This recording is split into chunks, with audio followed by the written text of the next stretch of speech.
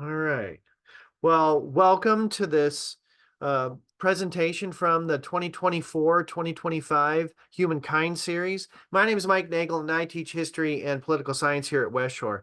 But what I'm really happy to introduce people to is this HumanKind series here at West Shore. Today, we're going to see a presentation from two West Shore faculty, but the HumanKind series is West Shore's cultural arts and lecture series. You know, we've got a panel like today, but the series includes musical performances, art exhibits, feature films, and many other things. The theme for this year's HumanKind series is overcoming loneliness, togetherness, connection, and community. This topic was adopted because many experts have identified the idea of loneliness as an epidemic in our country. This began prior to the pandemic, but it only became a broader concern in the last few years, partly as a result of the pandemic. I did want to point out and let everyone know that this presentation is being recorded. It will be available at a later time on West Shore's HumanKind page if you'd like to review this again and the information presented. So this afternoon's event involves a discussion involving two West Shore faculty members. I'll go ahead and introduce our speakers first. Dr. Eric McLearon holds a Bachelor of Science degree in Human Biology from Michigan State University and an MD from Wayne State University. He completed his residency in emergency medicine in Kalamazoo, and since then, he's worked in emergency rooms in Manistee, Cadillac, and Ludington. For the last 3 years, he's been teaching medical sciences full-time here at West Shore. Our other panelist is Dr. John Moore. He earned a Bachelor of Science degree in psychology and a master's in health psychology from the University of Derby in the UK.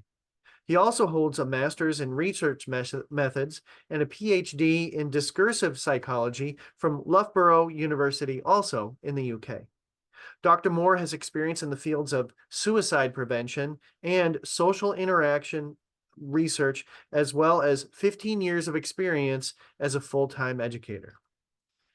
Over the course of the presentation, if you have questions, if you could please put those in the chat, and we may try to address some of those during the course of the presentation, but we'll also have some time at the end of this for Q&A. So I want to hand it over to Dr. Moore. If you want to go ahead and share your screen, we'll go ahead and get started. Excellent. Thank you very much, Mike, and welcome, everyone. So there's a lot to talk about as we talk about loneliness. There's multiple ways of talking. There's multiple important things to address here. Over the course of the talk, not necessarily in order, because these things overlap quite a bit, we'll talk about exactly what we mean by loneliness. We'll talk about lots of examples of scientific research in this area. We'll talk about biological implications for psychological and physical health. Not that we can separate those two things out very neatly. And at the end, we'll talk about ways to combat loneliness and deal with it. A good place to start in terms of defining psychological concepts is the American Psychological Association's dictionary. So the American Psychological Association has a wonderful website, lots of great information there. And they also have a dictionary of psychology. For loneliness, they describe it as affective and cognitive discomfort or uneasiness. So this is affective. This is something you can feel. It impacts affect, but it's also cognitive in nature. This is what you think about your situation and how it compares to what you would want it to be. So affective or cognitive discomfort or uneasiness from being or perceiving oneself to be alone or otherwise solitary. So you know this already. We don't necessarily have to be on our own to feel alone or to feel lonely. This is all about what you perceive your situation to be and how it's different from what you would want it to be. Very few of us survive well as hermits. There are a few people who do, but most of us don't perform well, don't survive well as hermits. We need human interaction. We look for it. We don't like being separated from other people. We need connection from other people. And when we don't have those connections, it's an emotional issue. We feel it. It does not feel nice. It changes the way we think about ourselves and the world around us. So it's a very, very complex process. I think it is important to separate something like loneliness out from issues like solitude. There have been decades of research at this point on the two and how they're different from each other. Solitude, being alone, can actually be quite good for us. And I'm sure everyone recognizes that every now and again you absolutely want to be on your own. Every now and again you want everybody to leave you alone. But solitude is very, very good for us. It allows us time for self-reflection. People typically can feel very calm when they're on their own, calmer than they might do when there's other people around. Silence, it turns out, is quite good for us. And a lot of different studies have found that creatures grow new neurons during silence more so than they do when there's noises to be heard. So solitude, being on our own time to time, can be quite a good thing for us. Loneliness is very different because this is what happens when we don't want to be on our own, when we perceive it as being not what we're looking for, and we don't have those connections that we usually want and need. So they're quite separate things. I thought it might be helpful to demonstrate one of the ways in which we try to measure loneliness in people in academic research. There's a number of different loneliness questionnaires that we might give to people to try and get a sense of what it is they're dealing with and just how alone they feel.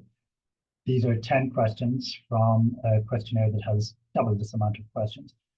But you'll see that in this UCLA loneliness scale, the questions typically focus on how the person feels about their situation and what their perception of it is. It's not a lot of different questions about how many people are around you, what number of people do you see every day, but it's about how the person feels about their situation and the connections that they have or the lack of connections that they have with other people. Things like, I am unhappy doing so many things alone, or I feel left out. I am no longer close to anyone. Notice that it's not, I'm no longer physically around people, it's I'm no longer close. That feeling of closeness and connection is what's missing.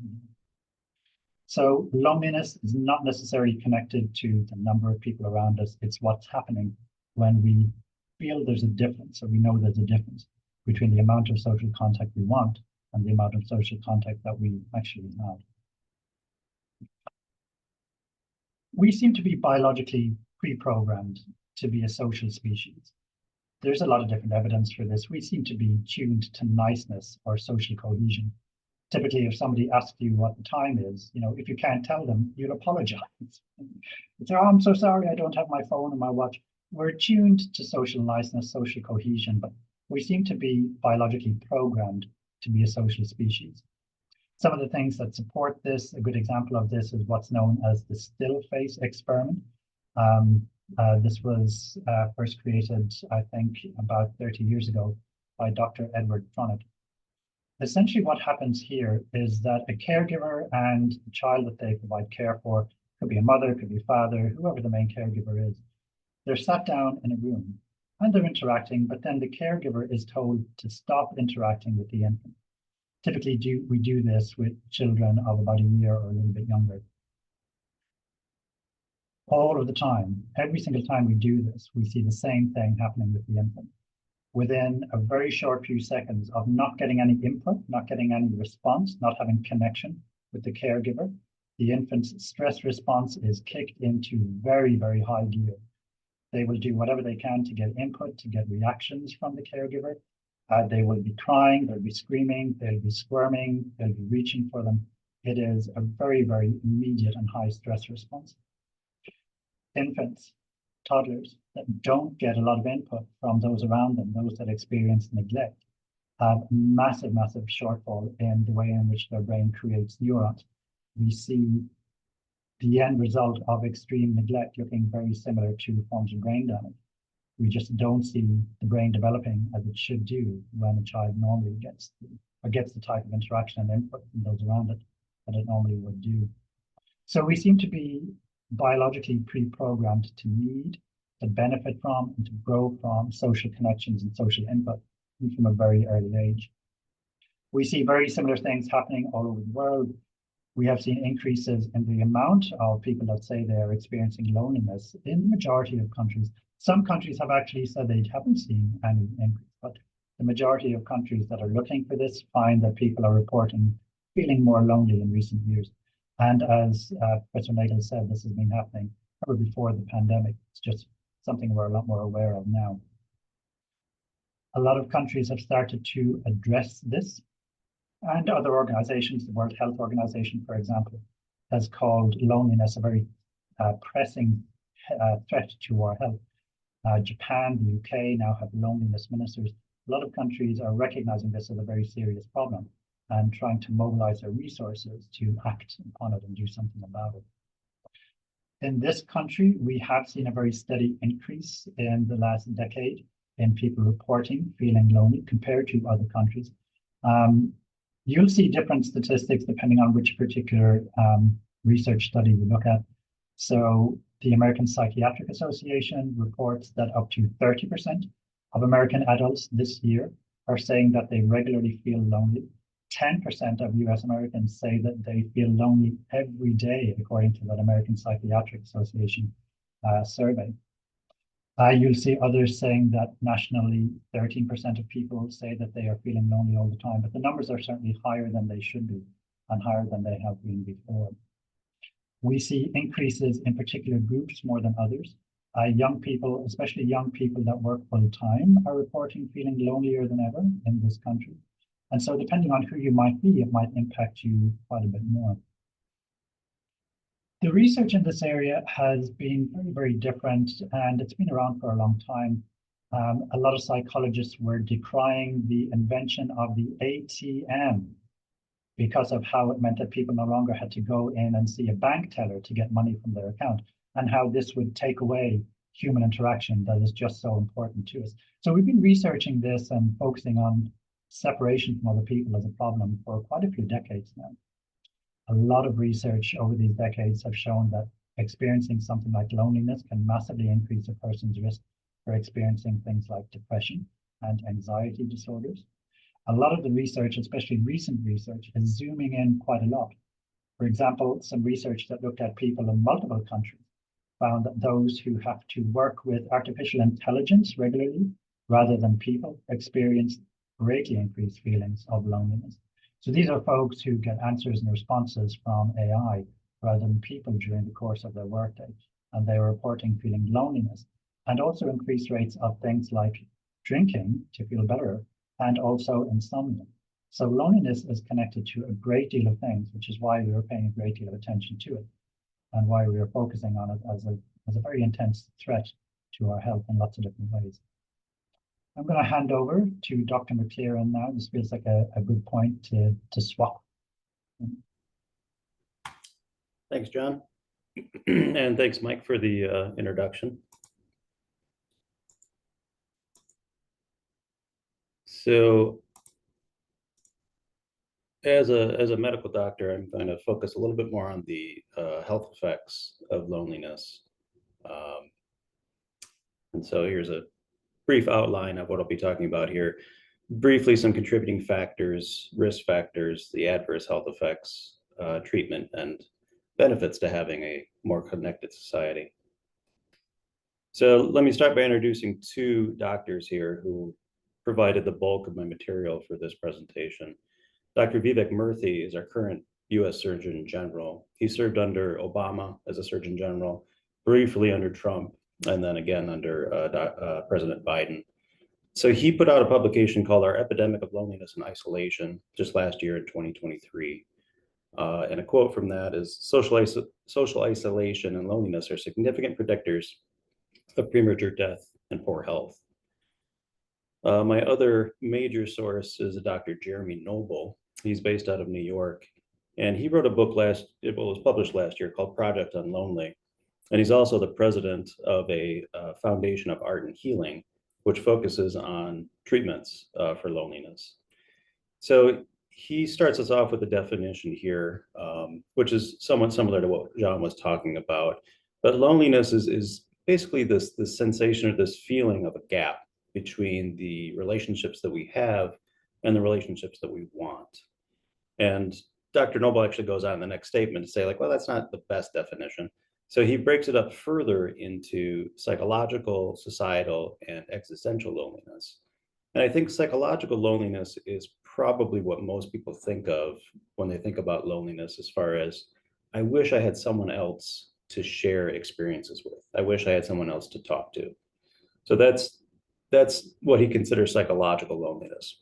So societal loneliness is more of, do I fit in? Do I belong in our society? Do I have a role? And then existential loneliness is sort of, what is my meaning and purpose? Would anyone notice if I wasn't here anymore, for instance? Do I have goals in my life? Do I have some sort of, again, meaning? So he sort of breaks up the loneliness in different broad categories. So I just want to briefly talk about a few contributing factors that I think have led to the loneliness epidemic. Because as Mike pointed out, I think a lot of people think of the loneliness epidemic and they think, oh, because of COVID, right? It's just completely because of the pandemic. And that was definitely a dark time for a lot of us. But the truth is, there's been a lot of things that have been declining over decades that have contributed to this epidemic. So one is religion and attendance at places of worship. So this is a graph of membership at churches or synagogues. You could extrapolate that to mosques as well. But as you can see, attendance and membership at these places of worship has been declining significantly over decades. So this is not a new thing, and this is multifactorial as to why that's happening, and why it's happening is a whole other presentation, I'm sure. But it's simply a lack of social connection that people used to have. You know, every Sunday you would go to church and you'd see your neighbors and your classmates and other people like that. Well, as people are not attending these places of worship anymore, that's not happening. So that's an example of a social connection that's declining. Another one in a different vein is union membership. Back in the 1930s, well, 40s and 50s more, about 1 in 3 workers were members of a union. And unions began as a way to make sure there were safety features in place for the workers, as well as for them to collectively bargain and have actually some power against their employer. But as you can see, union membership has also declined significantly over decades. And I don't know if it's just people don't want to go to meetings or pay union dues anymore, but for whatever reason, again, that's another social connection that just isn't happening. Along a similar vein, and maybe one that's a little bit more obscure to like our student population, is service clubs and fraternal organizations. So this symbol in the middle here is the Mason symbol, this one with a compass and the ruler, kind of a esoteric looking cryptic design. But you can see that the Freemasons, their population, their membership, that peaked around the 60s, around 4 million, and they have steadily been declining. And these service clubs used to be kind of a big deal. Like people would get together and do all sorts of charitable events and have fundraisers and things like that. And all of these have also been declining as well. I'll admit that I only know one person in my age group that is a Mason. I don't know anybody else in my age group. And again, the reasons as to why these things have been declining, I'm sure are multifactorial, but another example of social connections that have been declining over decades. Meanwhile, technology has been exponentially rising. And this is going to blow some of our students' minds, but 25 years ago, not everybody had a smartphone. In fact, smartphones didn't really exist 25 years ago. Like doctors had cell phones and presidents had cell phones, but it was something you had to like plug into a cigarette lighter in your car, which, yeah, cigarette lighters used to be in cars too. That's something that's going to blow people's minds. But that didn't used to be the case. And so there have been quite a few studies now on all this technology. And one of them that was published in the Journal of Adolescent Health in 2019 came up with the conclusion that smartphone dependency, being dependent on your smartphone, that is predictive of loneliness and depressive symptoms. It will make you lonely and depressed the more and more you are dependent on your cell phone. Along the same lines is social Instagram, Snapchat. And I think the paradox with this is that Mark Zuckerberg, I think when he started Facebook, really was trying to make a social network. He was trying to increase the amount of social connection out there in the world. But in fact, over time, this has also been studied quite well now. The more time people spend on social media, the more unhappy they are. And part of that is, sure, you're displacing in-person engagement. And we are human beings that for millennia have communicated in person, and inflection in our voice and emphasis and sarcasm and facial expressions, all of those things sort of play into our communication. And so texting and Facebook messaging and emails and things like that really don't replace in-person communication. So the social media is displacing that in-person connection that we used to have with people. It certainly monopolizes our attention.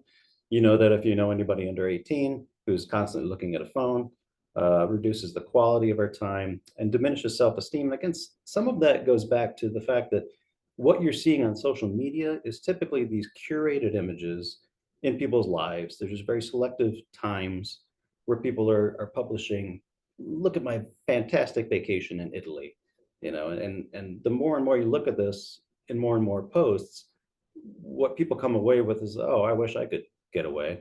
I wish I could take a vacation, but I got a job that doesn't give me time off and I can't really afford it. My parents aren't in great health.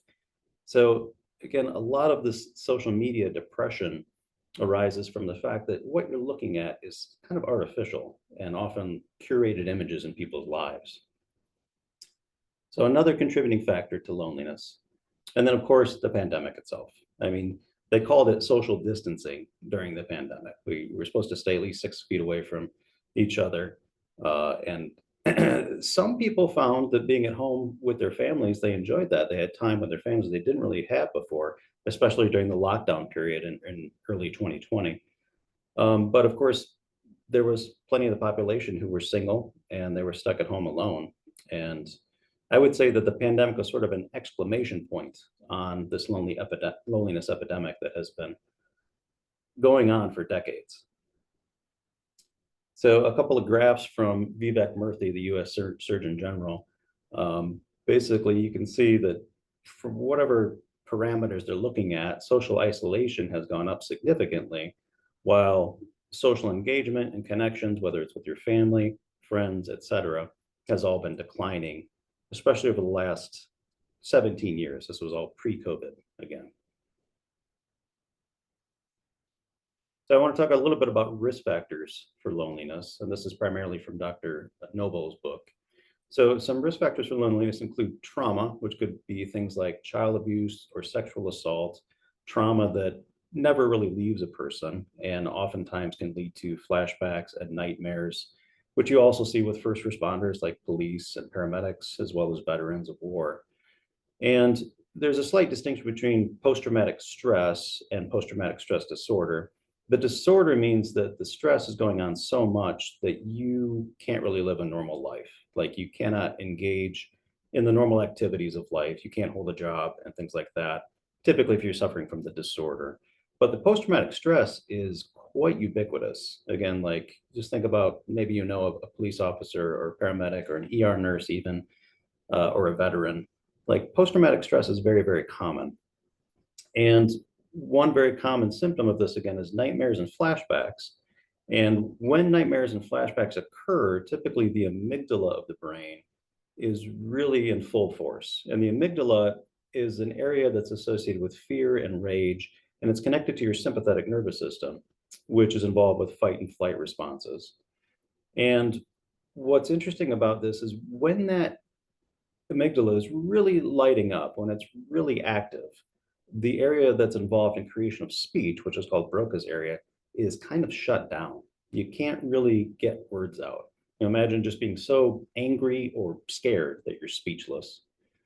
And what's interesting about this is that Dr. Nagle noticed that in the time period after September 11th, they were trying to get a lot of kids, especially in the New York area, which is where the September 11th attacks happened.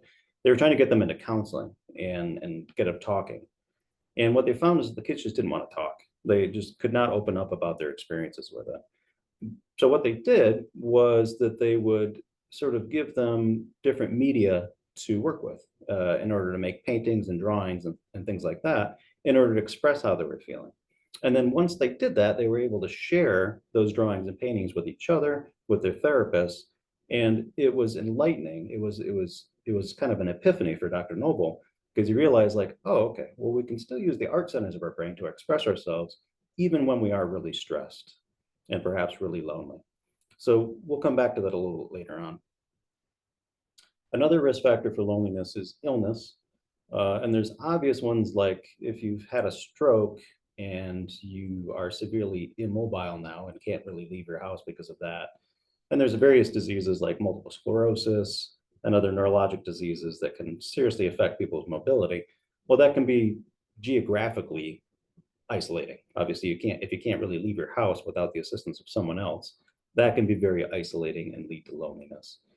Another one that might be less obvious, though, is just like severe disease. And in Dr. Noble's book, he had an example of a nurse who came down with, I'm not quite sure it was metastatic breast cancer, but it was fairly severe breast cancer. And when she told her colleagues who were fellow nurses, she actually felt like they started to avoid her.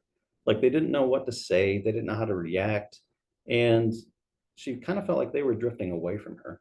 And one thing that she did to try and sort of get that connection back was that when she decided after her mastectomy, her breast removal, to get a breast implant, she started an office pool where people got to name the breast implant. So it was like an office pool, like, please come up with a name for my new breast. And so she kind of made a game out of it, kind of made a joke out of it. And that kind of brought everybody back together again and like brought those connections back to her. But illness in various ways can be a risk factor for loneliness. Another one, and a big one, is aging.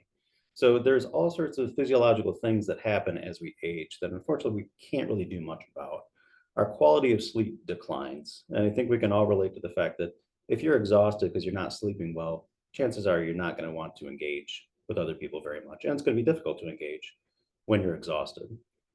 Hearing loss is a natural result of aging as well. And as we lose our hearing, we do become somewhat more isolated inside of ourselves, right? If you can't really hear other people, it's going to get harder and harder to communicate. Our loss of muscle mass is a natural consequence of aging as well, which means maybe you can't do the things that you used to do. Maybe you used to be part of a group that would go and do Tai Chi in the park or go hiking every Sunday or something like that. Well, that's going to be much more difficult as we physically decline. And then lastly, it's just simply grief. The truth is, if you live long enough, you're going to see a lot of people around you pass away. Uh, the vast majority of patients that I used to see in the emergency room, especially in Manistee, were geriatric patients. And they were some of the nicest people. And my theory on that is they've seen a lot. You know, they've almost certainly lost their parents, maybe some siblings, maybe their spouse, maybe even their children. And when you go through all of those things, you have more knowledge and wisdom. But unfortunately, that grief is just sort of a natural process of aging because, again, the longer you live, the more you're going to watch people pass away.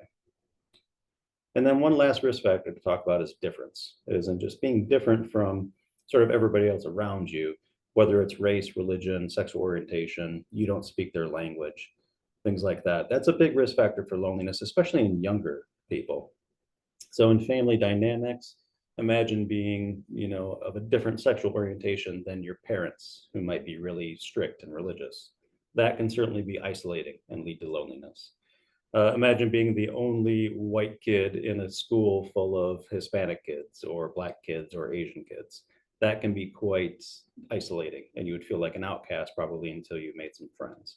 That can be carried over into the workplace as well. If you're the only one that sort of looks different or sounds different, you know, then you certainly might feel isolated and lonely compared to everyone else. And so it's a human instinct to want and seek acceptance and be part of a tribe. And that simply goes back to our hunter-gatherer ancestors. Just imagine, is it easier for 10 adults to hunt and kill an animal so that we have some food? Or is it easier for one adult? It's a lot easier for 10 because they can kind of like surround it and form a plan and then get it. So there's safety in numbers, there's security in numbers, and there's comfort in numbers. And I think just that natural instinct of humans to gravitate towards a group and a tribe can actually lead to some consequences, some negative social connections. And I'm thinking particularly of like college students, sometimes who join organizations at big universities, where they're sort of intimidated or bullied into drinking a lot of alcohol and then suffer like death from alcohol poisoning. That's something that happens about every year. or sometimes people join cults. And I think the average person is like, why would anyone ever join a cult? Well, again, it's this desire to have a social connection with others. And sometimes cult leaders can be really enthusiastic and persuasive and charismatic. And unfortunately, there's been a lot of examples of cults that have led in really bad outcomes, like drinking Kool-Aid with poison in it and things like that. So difference, I think, is a big one as far as a risk factor goes that especially affects younger people. So let's get into some of the adverse health effects of loneliness. So again, these come from the Surgeon General, Vivek Murthy, and he, I think, and his staff are responsible for this quote about it being as loneliness being as bad as smoking up to 15 cigarettes daily. And I kind of wish they just left it at just it's as bad as smoking, because if you know any smokers, they're going to look for a loophole in this. I've met a lot of smokers in the emergency room. And so they're going to see this and they'll be like, oh, wait a second, I only smoke 10 cigarettes a day. So I must be healthier than a lonely person. I'm like, oh, you're missing the point. Okay. So yeah, apparently smoking can be as bad as loneliness, or loneliness can be actually worse than smoking, or drinking a few drinks a day, or physical inactivity. Those are all sort of lifestyle things that we can change. But even traditional risk factors that you may not be able to change because of genetics, like high blood pressure or cholesterol levels, or where you live, loneliness is actually a bigger risk factor to your health than a lot of those things as well. So specifically, the first one that's kind of surprised me is cardiovascular disease. So what this means here is that loneliness is an independent risk factor for cardiovascular disease. So that means you could be somebody that goes jogging and eats a salad every day and is otherwise healthy. But if you are truly suffering from severe loneliness and social isolation, your risk of a heart attack and stroke is about 30% higher than someone who is not. And the physiology of it is somewhat complex, but it involves cortisol and stress hormones. And ultimately, the same pathophysiology develops where you end up developing plaque in your arteries, like your coronary arteries in your heart, choking off blood supply, ultimately leading to a heart attack. Or perhaps the same thing's happening in your carotid arteries in your neck, choking off blood supply, leading to a stroke in your brain. So that is kind of an amazing thing just to think about. Just loneliness in and of itself is a risk factor for heart attack and stroke. There are high rates of hospital admissions and readmissions when people are socially isolated, and simply a higher mortality in heart attack patients. That one I think kind of makes sense. Obviously, if you drop dead in front of somebody else, hopefully they do some CPR on you and call an ambulance. Whereas if you're by yourself and socially isolated, well, then you're probably going to die. Hypertension, which is chronic high blood pressure, is another one that is much more likely in lonely people. And a lot of times these symptoms go undiagnosed. And I'm not sure if this means that the lonely and socially isolated people simply aren't seeking help and not going to the doctor and getting a basic blood pressure reading every time. But either way, the hypertension itself often lacks any symptoms, and so therefore they might not be driven to go to the doctor. But high blood pressure over the course of your life, hypertension over the course of your life leads to a variety of bad health outcomes, especially on the small blood vessels in our body, which are found in our brain, as well as our kidneys and our eyes. And ultimately, these things lead to a lot of premature death as well. Whereas they found that people who are socially connected tend to have better blood pressure control and overall about a third less risk of hypertension. Type 2 diabetes is another sort of plague in our country, if you will. And they found that loneliness and social isolation alone is a risk factor developing diabetes, just like obesity or having a poor diet is an independent risk factor for having diabetes. Whereas people who do have diabetes or perhaps are borderline, they're better off with managing the diabetes, actually checking their blood sugar, taking their medications, and taking care of their feet and trying to be physically active. It's just kind of like if someone's living alone with diabetes, chances are they're not necessarily paying attention to absolutely everything that they eat. Whereas like if, let's say, their granddaughter comes over and is kind of like, hey, grandpa, like maybe we should just have cookies in the house, right? Maybe we should eat a salad once in a while too. Infectious disease, this one kind of surprised me at first because I was kind of like, wait a second, how how is a socially isolated, lonely person getting sick? Like, how does that work? But the truth is, I think it's the ultimate, the search for food, right? Because I'm thinking of this old German guy I used to see in the emergency room all the time, real crotchety guy, never wanted to see him. And he came in during the pandemic with a cough and a fever, and lo and behold, he had COVID. So I go back and I tell him, hey, you caught COVID. And he's like, how did I get COVID? All I do is sit at home except when I go to Meijer. I'm like, well, you got COVID at Meijer, right? So ultimately, if you're going to the supermarket or a restaurant, you're being exposed to other people, or if you're even having food delivered to your house, you're still being exposed to other people. So how this works is essentially, if you're lonely and your stress hormones are higher, such as cortisol, well, cortisol actually has a normal function in our body to suppress the immune system. And that's a normal function. That's a good thing in a normal person, because you don't want your immune system to go out of control. That leads to autoimmune diseases and eventually cancer and things like that. But if it's out of control, then your immune system is too suppressed, and therefore you're exposed to any little infectious agent like a virus, and then you're much more susceptible to it. So think of the opposite. Socially connected people have a stronger immune response. It's kind of like when you send your kid off to, preschool the first time. They're going to get sick, or you tell your kid to go out and play in the dirt, and that's a good thing, right? Get exposed to germs, expose them to your microbiome, and your immune system will sort of develop normally. Another big one that's an adverse effect of loneliness is cognitive decline. So this is especially in the elderly population. So people who are socially isolated and lonely have a much higher risk of dementia. It's 50% risk higher than someone who is socially connected, who's communicating with friends and family on a daily basis. They're much reduced risk than cognitive decline than someone who's just sort of isolated at home by themselves.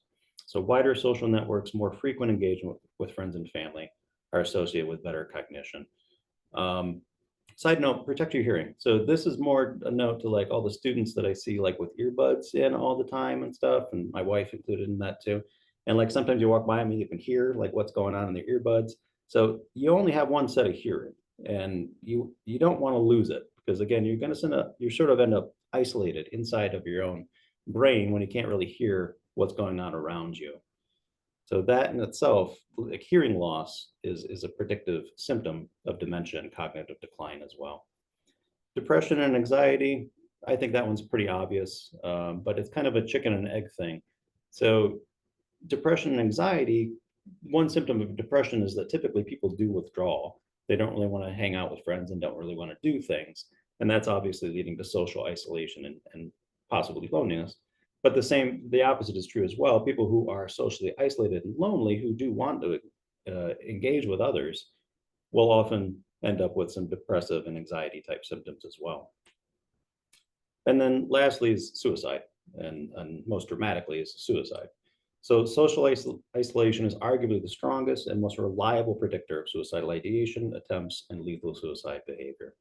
And this, unfortunately, is very problematic in college students. And there's some studies today that say that accidents is the number one cause of death in college students, and other studies that say the number one cause is now suicide, which is staggering. So this is especially problematic in men. So the probability of dying by suicide more than doubled in men who live alone. That involved 500,000 people, about 500,000 people. And social connection, this is a direct quote from Vivek Murthy, the Surgeon General, may be one of the strongest protective factors against self-harm and suicide. So this mnemonic here, if you look, is sad persons going down. This is something we're taught in medical school. And again, male sex, it's not that females don't commit suicide and attempt suicide, it's that men typically use much more lethal means, which is firearms, guns. But one thing I was also taught in medical school is sort of think about Hemingway. Ernest Hemingway, he had about all the risk factors for suicide, and he did kill himself at age 62 with a shotgun. But if you ever watch Ken Burns' documentary on Ernest Hemingway, which was excellent, I didn't realize how many head injuries he had. He was involved in 2 world wars, plane crashes, car crashes. He had a lot of head injuries, and ultimately he was very depressed. He abused alcohol, and he couldn't write. And that's ultimately why he killed himself. But I think moving forward, I wonder if all the the chronic traumatic encephalopathy, or CTE, that we're seeing as well. That probably will ultimately be another risk factor for suicide. So, treatment. So I'll briefly touch on Dr. Murthy's approach. So Dr. Murthy, again, the US Surgeon General, he says to start with looking at the structure, function, and quality of the relationships that you have. So structure can just simply be the number, and I'm not talking about the number of Facebook friends you have. And then the function, like what does that relationship do for you? For instance, like if I have a bad day, I'm probably going to go home and talk to my wife about it. If I didn't have a wife, maybe I'd call one of my best friends or one of my siblings. So different relationships serve different needs for individuals. And then what is the quality of that relationship? Because the truth is you may have a whole variety and a large number of relationships, but if the quality of all of them are poor, then you're still probably going to feel lonely and isolated because you're not really getting your needs met as far as those relationships go. This is a big sort of conclusion to the US Surgeon General's publication, 6 Pillars to Advance Social Connection. And I'm just going to talk about 2 of them here. I found some of the other ones to be a little bit vague and ill-defined, so I won't go into them too much. But the first is simply to build infrastructure, and that's something that our government's actually pretty good at doing. So just think about all these public spaces where social connection can take place. So think about like senior centers, which I'll talk a little bit more at the end here. Parks, if you've ever been to New York City, Central Park is like an amazing place. That was like a refuge for people during the pandemic. You know, you're talking about a densely populated city. New York was hit really hard during the pandemic, but people could still go to Central Park in distance, like 10 feet away from each other, and have a picnic and see their friends and family. And so parks are an excellent example of what a city can do or a government can do to create a public space where people can come together and have social engagement and connections. Community gardens makes me think of like Detroit, where I went to medical school, and there's just big swaths of land in Detroit that used to be where houses were, but they were dilapidated and were destroyed. And so there's sort of empty lots. And what a lot of people have done is actually made gardens there, which as a gardener, I think that's a really cool idea. Like you could grow crops and grow your own food with your neighbors and talk about, you know, hey, my green beans aren't doing well. And like, oh, your neighbor's green beans are doing well. He'll share some with you. So building infrastructure and building those places where social connection can take place is a great thing for our government to do. In the healthcare sector, recognizing loneliness as an independent risk factor is kind of a huge thing. Again, like I tried to emphasize, cardiovascular disease, it's a risk factor alone, 30% risk, 30% rise in risk if you are a lonely person or a socially isolated person alone for heart attack and stroke, for instance.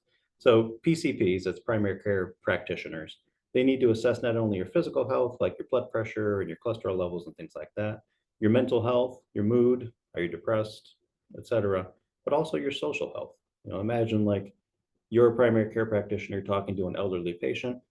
Who do you have to reach out to? You know, who do you have when you're in a crisis? Who can you talk to? So that's an important thing that people in the healthcare role can do is, again, talk about loneliness as an independent risk factor and talk about social health. Then Dr. Noble's approach is a little bit more patient-centered, a little bit more individual-centered.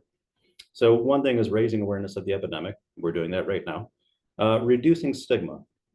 So that is like to get people to be like, hey, it's not your fault that you're lonely. It's okay to talk about it. And this is more of a problem in men than women, because men don't want to admit that they're lonely because that induces some vulnerability. That implies that they can be vulnerable about it.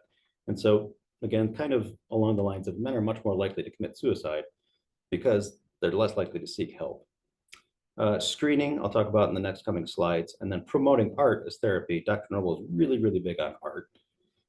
So the screening part of it, he came up with this pyramid of vulnerability.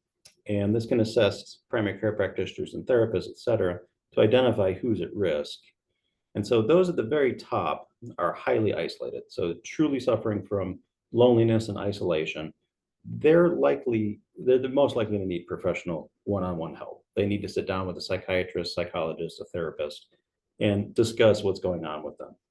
And yeah, it's not your fault is a big theme in his book. In the middle section is what he describes as beginning to disconnect.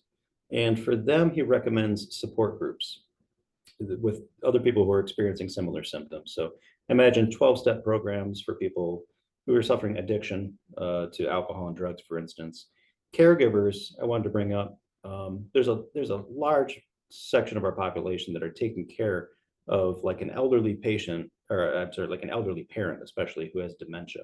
And that is one of the hardest things to do. And those caregivers often have a lot of guilt about wanting to do anything else, like get out of the house and stop taking care of their parent just for a little while. And so that's a big thing for caregivers to get together and have a support group and talk to each other.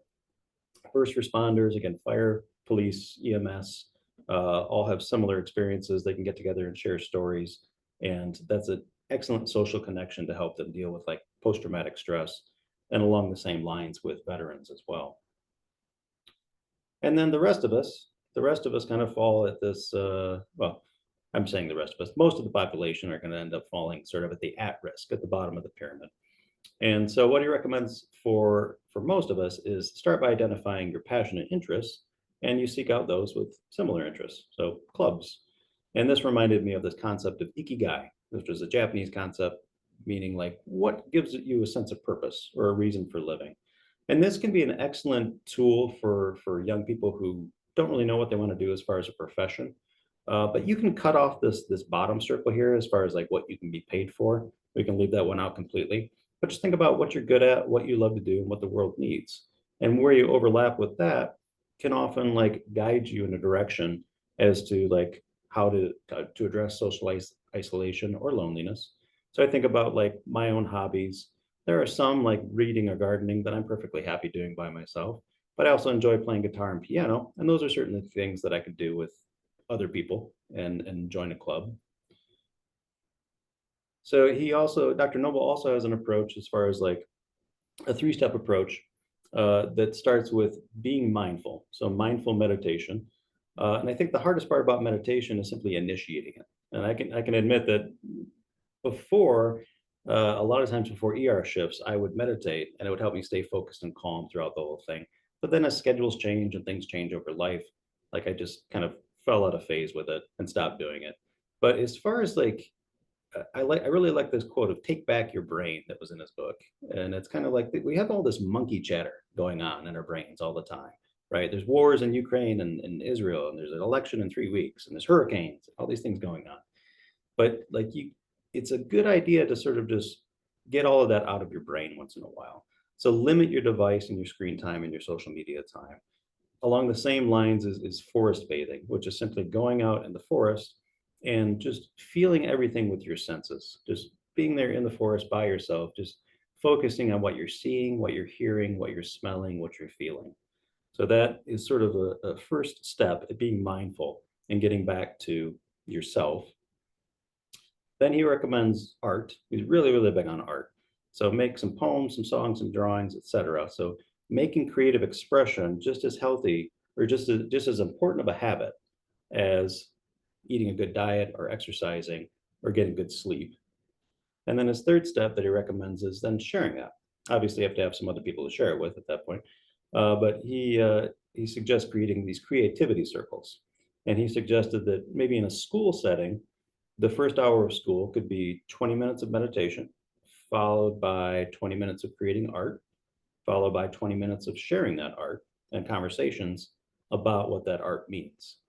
I thought that was a pretty amazing thing, especially for younger people who are in a school structured setting like that, to spend your first hour of school. And then lastly, my recommendations for you: reach out to your friends. Chances are you have a friend. Most Americans have 2 to 3 people that they consider good friends. If you haven't talked to them in a while, reach out to them. It's quite dramatic just to reach out to them once in a while and how good that can make them feel. We are naturally social beings and enjoy being connected to others.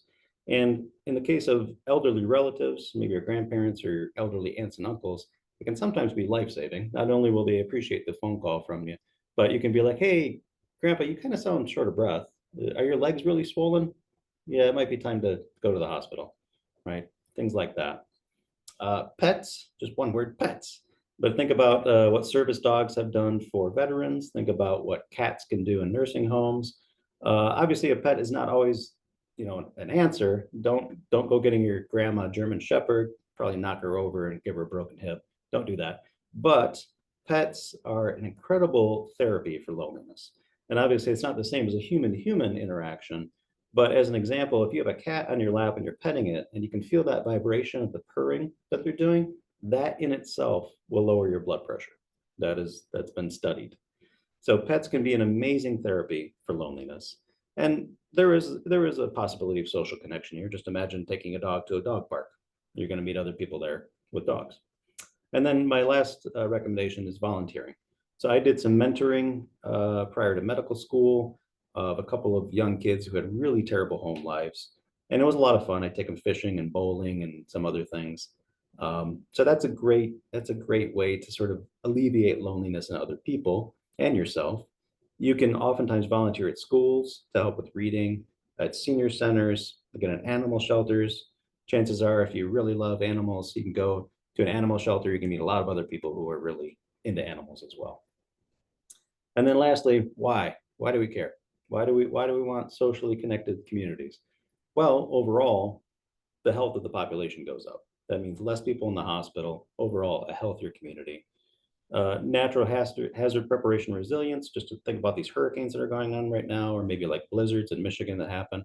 It pays to know your neighbor. It pays to be on good terms with your neighbor, right? If your power's been out for a few days, maybe you can go over there and warm up. Community safety, just imagine neighborhood watch. I watch your back, you watch mine. I watch your property when you're gone, you watch mine. And economic prosperity. This makes me think of like a young group of artists and entrepreneurs I used to know in Detroit who are all sort of supporting each other. This one's starting a restaurant, this one's got a brewery, this one's got a clothing store, and they were all sort of supporting each other. So the more socially connected you are, the more likely you're going to have some success in a business. And just to harp one more time on senior centers. So I can give you a direct example. In Manistee County, we have the Council on Aging. In Mason County, it's something called the Ludington Senior Center. But these are places where seniors can get together and talk and have meals and share experiences and be socially connected. And this has been shown that these frequent social engagements protect against the risk of dementia. And that's good for society as a whole. The less demented people we have, that's the less people we have to take care of, and the more people that are active members of our society.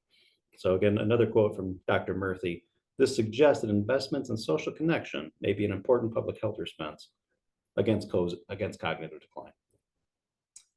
Oh, and one more thing I just want to throw in here too. It reminded me of this talk reminded me of the blue zones. So the blue zones are areas of the world which are quite culturally distinct, but what's common to all of them is there's a lot of people living to be 100 years old. And there are common things amongst all of these folks, such as not smoking, because smoking's terrible for you, and eating a lot of plants. But another big one is social engagement. These people are not socially isolated. They're not lonely. They're typically living with extended family, but they have social connections. So if you want to live to be an old age, like around 100 or so, typically social engagement is a big part of that as well. So I will turn it back over to Dr. Moore for the conclusion here. Thank you. Yeah, so much overlap in what we both do. And I'm have been reminded today so many times of how in the classroom, when we talk about loneliness, students are often very surprised that this feeling, this thing that you can feel, loneliness, can have such a really powerful impact on your physical body. And we always come back to how all of these feelings, whatever it is that's going on in terms of an emotion or a thought, the brain gives rise to all of this stuff. We cannot separate out the physical from the psychological. And something like loneliness that we treat as the psychological feeling or psychological state is deeply, deeply connected to our physicality. And just what a marker it is of how we are a social species and we are designed, we have evolved to be a social species. And not having those social connections will result in stress responses, inflammation, all kinds of things. There's some wonderful research on what happens when we speak to other people. One of the world experts on this is from Texas, Jim Pennebaker. And he's found that people who talk to other people, especially about painful things, difficult things, have much better physical health. But he also found that even just writing these things down or trying to put it into some other artistic method, even writing on an Etch-a-Sketch, that nobody else will see and that you can immediately erase helps your immune system function more effectively. Because when you're trying to do that, when you're communicating through writing or through some other art form, you're doing it in a way that tries to make sense. You're trying to do something that can communicate something to another person. And so even regardless of what kind of art form it is, you're doing something in a way that communicates what you're experiencing to another person. And some of the studies have shown that even within 15 minutes, a person's blood pressure is down after just writing about something or creating some other piece of art.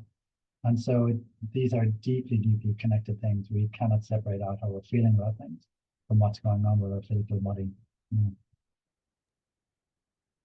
Well, this has been great. I knew there was a reason for the Etch-a-Sketch, you know, that among other things. So we do have a question, and this is from Paul, and he asks, are all forms of art equal? Is there any evidence as to whether writing, drawing, painting, or something else, whether it's tactile or linguistic, might be a more effective prescription for loneliness? Would one of you like to address that? I guess my answer is I don't know. Obviously, everyone's got their own niche. Again, I like playing piano and guitar, so that would probably be my own expression. But yeah, everyone's got their own niche. There is some work on the difference in how you talk about or write about what's happening and what's going on internally. So in terms of speaking and writing, even if it's creative writing, people who use more personal pronouns and say, I felt this, I experienced that, rather than something that's a bit detached, you know, it happened and so on, they get the immune system benefits more than people who don't use that personal pronoun. And people who use specific emotional terminology. Here's how I feel, here's how I felt. This is what it was like for me. This is what was going on inside. And they use specific emotional terms. They seem to get the better benefit of it. Of course, if it's a more abstract art form, those are going to be missing. There is still benefit because you're communicating externally what's going on internally, and that seems to benefit all people. But if you can communicate in a way that uses that kind of language, detailed stuff, and very personalized stuff, it does seem to have an increased benefit. I should say too, this really doesn't matter who you are. The benefits of all of these things are the same for everyone. The research literature on what we call companion animals, instead of using the term pets or something like that, it's in the research literature, it's often companion animals, because they are our companions, right? We get companionship from them. And studies have looked at whether it matters whether you are high socioeconomic status or not, whether you are incarcerated, whether you have other people around you, and people get the same benefit from having a pet, no matter who you are. And it's the same with communicating, getting things out. You can be highly introverted or highly extroverted. It doesn't matter. If you're communicating with other people, you will still get the health benefits from it. The equal opportunity benefit. Yeah.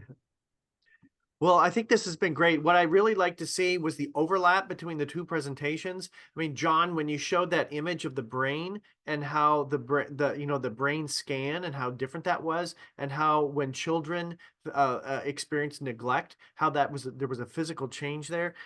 Also, Eric, one of the things that really struck me was the links to heart attack and stroke with loneliness and how that impacts us physically and can lead to things like that. So I really appreciate this.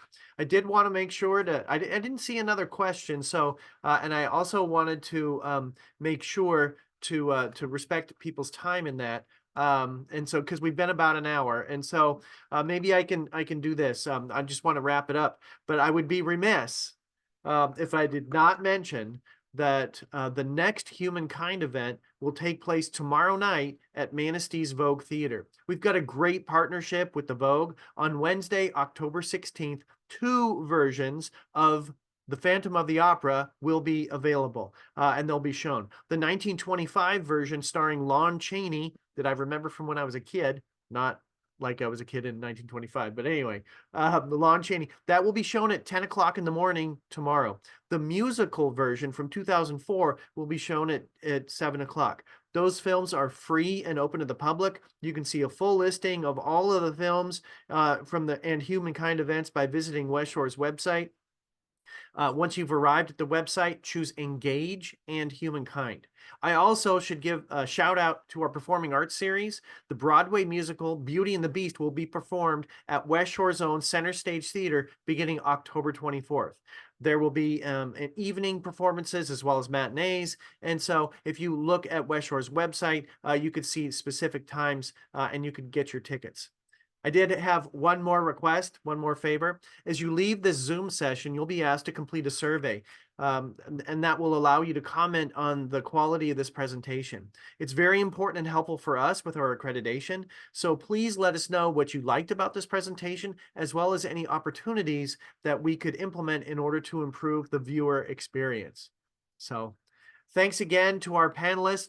Thanks for those of you who were watching. Have a great day, and we'll see you at the next HumanKind event. All right. Take care, everybody. And I'm going to stop the recording now and then end the webinar. Okay.